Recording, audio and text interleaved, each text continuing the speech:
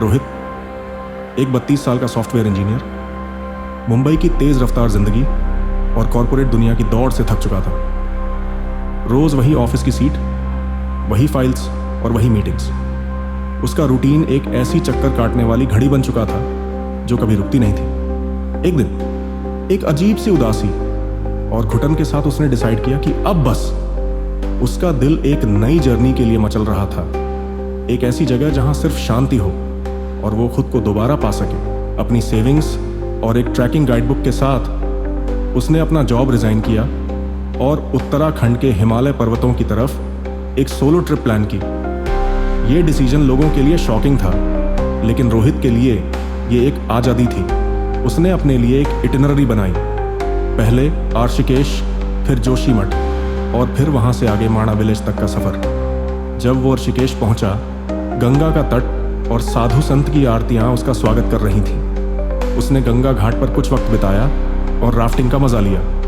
जोशीमठ तक का सफर उसने एक लोकल बस में किया, जहां पहाड़ों के रास्ते और वहां के लोगों की मेहमान नवाजी ने उसका दिल जीत लिया। जोशीमठ के बादल से ढके पहाड़ और तपोवन का ठंडा पानी उसके दिल को सुकून देते रहे। माणा विलेज पहुंचने तक उसका आंतरिक सफर और भी गहरा हो चुका था। माणा, जो कि भारत का आखिरी गांव कहलाता है, उसकी शांत हवा और बर्फीली ठंडी महसूस करते ही उसका दिल ये सोचने लगा कि ये दुनिया कितनी अलग और प्यारी है।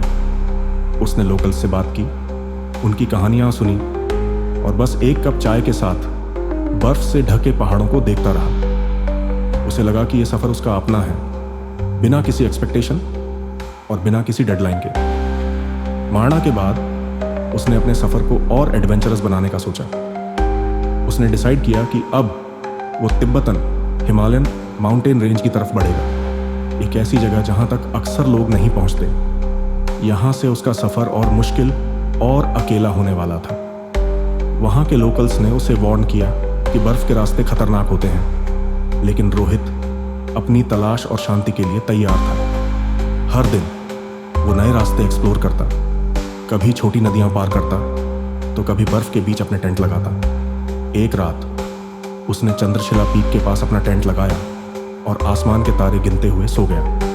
रात के वक्त वो जब जागा तो एक अजीब सी खामोशी उसके चारों तरफ थी, जैसे पहाड़ों ने अपनी सांसें रोक ली। उसे लगा कि वो नेचर के बिल्कुल करीब है, एक ऐसी फीलिंग जो उसने पहले कभी नहीं महसूस की थी। लेकिन माणा के बाद के रास्ते और उनका अकेलापन उसके लिए धीरे धीरे एक रहस्य बनने लगा। एक सुबह ट्रैकिंग करते वक्त उसका पैर बर्फ के एक छुपे हुए गड्ढे में फंस गया। उसने अपने आप को संभाला और अपना इक्विपमेंट इस्तेमाल करके वापस निकला, लेकिन उस पल उसे समझ आया कि हिमालय की खूबसूरती के पीछे एक खौफ भी छुपा है। एक जगह उसने एक पुरानी मॉनेस्ट्री देखी जो एक क्लिफ के किनारे पर बनी हुई थी। वहां के साधु ने उसे एक ऐसे रहस्य की कहानी सुनाई जो उस पहाड़ी रीजन में बसता है। यहाँ कुछ चीजें हैं जो इंसानी समझ के परे हैं, उस साधु ने कहा, और ये जगह हमेशा एक शक्ति का घर रही है। रोहित ने इसे एक इंटरेस्टिंग कहानी समझकर इग्नोर कर दिया, लेकिन उसका दिल अजीब सी हलचल महसूस कर रहा था। उसका सफर धीरे धीरे जंगल और घने बर्फ के रास्ते की तरफ मोड़ गया। जंगल के बीच एक बर्फ से ढके हुए रास्ते पर उसका सामना एक ऐसे अकेलेपन से हुआ जो उसे सोचने पर मजबूर कर रहा था। क्या मुझे यहां रुकना चाहिए था? क्या यह सफर मेरी हद से ज्यादा डेयरिंग बन चुका है? ये सवाल उसके जहन में उठ रहे थे। उसने डिसाइड किया कि एक बार और आगे जाएगा, क्योंकि पीछे मुड़ना अब उसके लिए गुजर चुका था। लेकिन उसे अब तक ये पता नहीं था कि यही जंगल उसकी जिंदगी का एक ऐसा मोड़ लाएगा जो वो कभी नहीं भूल सकेगा। रात का समय था। रोहित ने अपना तंबू बर्फ से ढकी जमीन पर लगाया और सोने की कोशिश की। ठंड का ऐसा आलम था कि हर सांस में धुआं सा निकलता था। पर अचानक आधी रात को एक अजीब सी आवाज ने उसकी नींद तोड़ दी। वो आवाज किसी जानवर की गुर्राहट जैसी थी, लेकिन उसमें कुछ अलग था। रोहित ने धीरे से टॉर्च उठाई और तंबू का पर्दा हटाकर बाहर झांका। चारों तरफ घुप अंधेरा था। बर्फ पर पड़ती चांद की हल्की रोशनी के अलावा कुछ भी नजर नहीं आ रहा था। मगर उस आवाज ने उसके दिल में एक अनजाना डर बसा दिया। सुबह होते ही रोहित ने अपने सफर को आगे बढ़ाने का फैसला किया। बर्फ में चलते हुए उसके पैर भारी हो रहे थे, लेकिन उसकी जिज्ञासा उसे और आगे ले जा रही थी। रोहित के हिमालयी सफर का हर दिन रोमांच और रहस्य से भरा था, लेकिन उसे यह अंदाजा नहीं था कि उसकी जिंदगी का सबसे बड़ा मोड़ अब आने वाला था। एक सुबह जब रोहित बर्फीले जंगलों के बीच ट्रैकिंग कर रहा था, उसने नदी के किनारे एक लड़की को देखा। वह लड़की, जो कैमरा लिए प्रकृति की तस्वीरें खींचने में व्यस्त थी, अचानक उसकी नजरों में आ गई। उसके लंबे बाल और सादगी से भरी मुस्कान ने रोहित को रोकने पर मजबूर कर दिया। उसने हिम्मत जुटाई और पूछा, आप यहां अकेले हैं? लड़की ने मुस्कुराकर जवाब दिया, हाँ, मैं यहां अपनी आर्ट और फोटोग्राफी के लिए आई हूं। मुझे प्रकृति से प्रेरणा मिलती है। वैसे मेरा नाम तारा है। रोहित ने भी अपना परिचय दिया और जल्द ही दोनों के बीच बातचीत शुरू हो गई। तारा ने अपनी डायरी और स्केचबुक दिखाई, जिसमें उसने हिमालय की सुंदरता और रहस्यमय कहानियां उकेरी थीं। उनके सफर की अगली कुछ दिनों में रोहित और तारा साथ साथ ट्रैकिंग करने लगे। पहाड़ों की ठंडी हवाएं और सफेद बर्फ की चादर के बीच उनकी दोस्ती गहरी होती गई। तारा ने रोहित को हिमालय के बारे में कई दिलचस्प कहानियां सुनाई।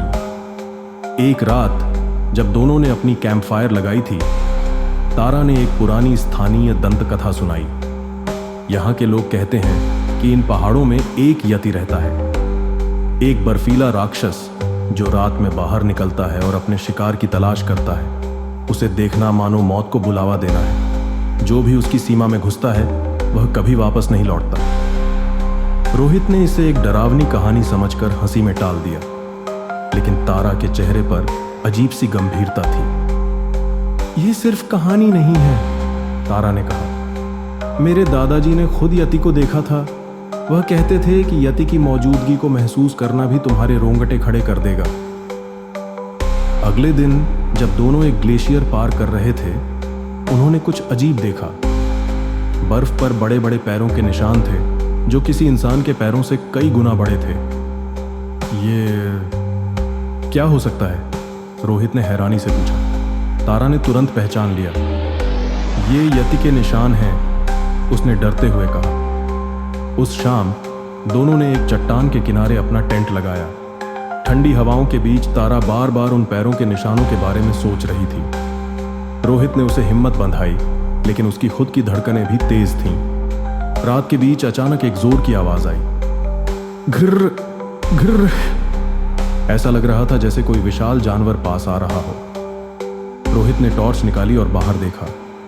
कुछ भी साफ नजर नहीं आ रहा था, लेकिन बर्फ पर एक विशाल छाया दिखी। तारा डर के मारे रोहित के पास सिमट गई।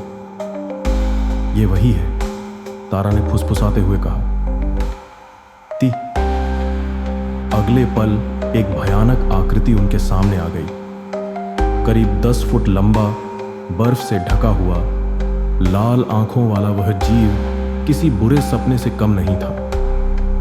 यति ने एक गहरी चीख मारी और उनकी ओर बढ़ने लगा। रोहित ने तारा का हाथ पकड़ा और चिल्लाया, भागो। दोनों ने दौड़ना शुरू किया, लेकिन बर्फ पर दौड़ना मुश्किल हो रहा था। यति उनके पीछे पीछे आ रहा था। दोनों ने एक चट्टान के पीछे छिपने की कोशिश की। तारा ने रोहित से कहा, हमें इसे हर हाल में रोकना होगा, वरना यह हमें मार डालेगा। रोहित ने हिम्मत जुटाई और अपने साथ लाए हुए छोटे से चाकू को कसकर पकड़ा। यति पास आ चुका था। उसकी चीखों से पहाड़ गूंज रहे थे। यति अब चट्टान के पास आ चुका था। उसकी गहरी लाल आंखें तारा और रोहित को सीधे घूर रही थीं। रोहित ने चाकू कसकर पकड़ा, लेकिन वह जानता था कि यह विशालकाय राक्षस उसके छोटे से हथियार के सामने कुछ भी नहीं है। तारा ने रोहित का हाथ पकड़ा और कहा, हमें एक योजना बनानी होगी, वरना यह हमें यहीं खत्म कर देगा। रोहित ने चारों ओर नजर दौड़ाई। बर्फ के ढेर, टूटे हुए पेड़ और चट्टानों के अलावा कुछ भी नहीं था। यति ने एक जोरदार गर्जना की और पास की चट्टान पर इतनी जोर से मारा कि वह टूटकर नीचे गिरने लगी। भागो, रोहित ने चिल्लाया। तारा और रोहित बर्फीले रास्ते पर दौड़ने लगे। पीछे से यति के भारी कदमों की आवाज बर्फ पर गूंज रही थी। हर कदम के साथ धरती जैसे हिल रही थी। एक पतले बर्फीले पुल पर पहुंचकर तारा फिसल गई। रोहित ने उसे पकड़ने की कोशिश की, लेकिन यति पहले से ही उनके सिर पर था। उसने तारा को अपनी विशाल पंजों में जकड़ लिया। नहीं! रोहित ने चिल्लाकर यति पर चाकू से वार किया, लेकिन यति ने उसे झटक दिया और तारा को लेकर एक गुफा की ओर भाग गया। रोहित के हाथों से खून बह रहा था, लेकिन वह अपने घावों की परवाह किए बिना गुफा की ओर दौड़ा। गुफा के अंदर अंधेरा था। रोहित के पास केवल एक छोटी सी टॉर्च थी। उसने गुफा की दीवारों पर अजीब चित्र और निशान देखे। ऐसा लग रहा था जैसे यह गुफा यति का घर हो। दीवारों पर खून के धब्बे और जानवरों की हड्डियां बिखरी पड़ी थीं। तारा! रोहित ने चिल्लाया। गुफा के अंदर से उसकी मध्यम आवाज आई। रोहित, जल्दी करो, ये मुझे। रोहित ने अपने कदम तेज किए। गुफा के सबसे अंदर उसने देखा कि तारा यति के पंजों में बेहोश पड़ी थी। यति उसे घूरते हुए किसी अजीब से चीत्कार में चीख रहा था, जैसे किसी प्राचीन भाषा में कुछ कह रहा हो। रोहित ने अपने डर को किनारे रखा और गुफा में पड़े एक बड़े नुकीले पत्थर को उठाया। उसने यति का ध्यान भटकाने के लिए जोर से चिल्लाया। यति ने पलटकर उसे देखा और गुस्से से गरज उठा। उसने तारा को छोड़ दिया और रोहित की ओर बढ़ने लगा। रोहित ने पत्थर को पूरी ताकत से यति की टांग पर मारा। यति थोड़ी देर के लिए लड़खड़ा गया, लेकिन उसने अपनी शक्ति से रोहित को दीवार पर पटक दिया। रोहित का सिर चोटिल हो गया और खून बहने लगा।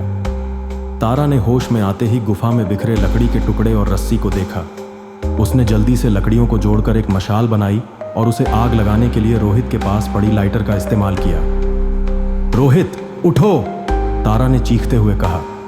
रोहित किसी तरह अपने पैरों पर खड़ा हुआ। तारा ने जलती हुई मशाल को यति की ओर फेंका।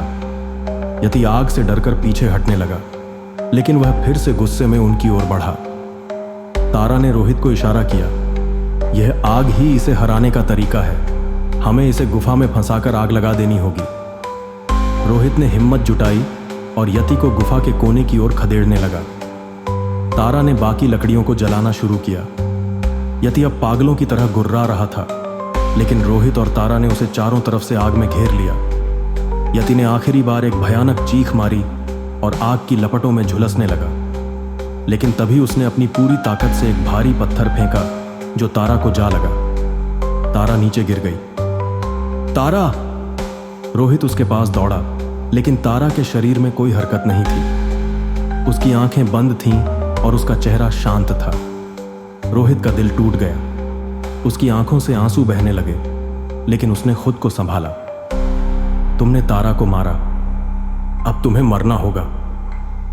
रोहित ने गुस्से में चिल्लाते हुए जलती हुई मशाल को यति की छाती में घोंप दिया। उसने भयानक चीख मारी।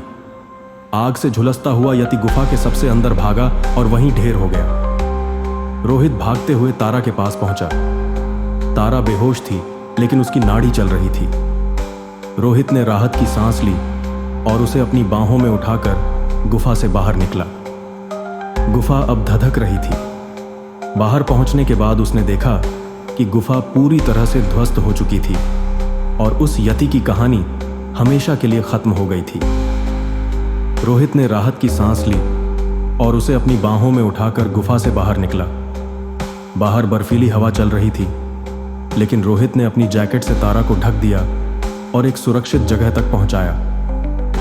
2 दिन बाद जब तारा होश में आई, उसने धीमी आवाज में कहा, हम जिंदा हैं?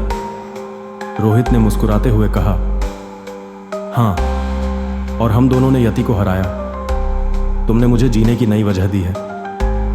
तारा ने उसकी ओर देखा और उसकी आंखों में सच्चा प्यार झलक रहा था। वह रोहित का हाथ पकड़कर बोली, हम इन पहाड़ों में यति और इसके पीछे के रहस्यों को जानेंगे।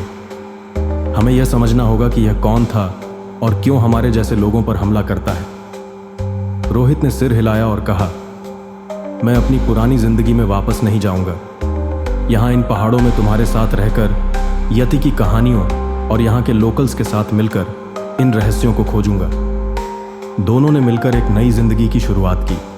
रोहित ने तारा के साथ मिलकर एक रिसर्च बेस शुरू किया, जहां वे हिमालय की गहराइयों में छुपे यति के लोक कथाओं और उसके वास्तविक अस्तित्व पर काम करने लगे। हिमालय की ऊंचाई पर जहां बर्फ की चादर हर चीज को ढक लेती है, रोहित और तारा ने अपनी नई दुनिया बसा ली थी।